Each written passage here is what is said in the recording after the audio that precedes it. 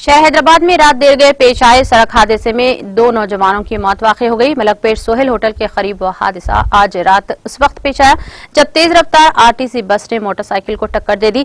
महलूकीन की शनाख्त Prince bodyguard line old Malakpet के अहलाफ और शुएब की हैसियत से हुई है।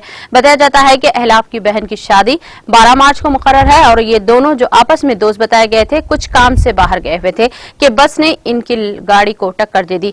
पुलिस ने लाशों को पोस्टमार्टम के लिए उस्मानिया हॉस्पिटल मुंतखाना मुंतकिल कर दिया। बस ड्राइवर के खिलाफ केस दर्ज करके इसे हिरासत में लिया गया और इस हादसे के बाद शादी के घर में मातम मच गया।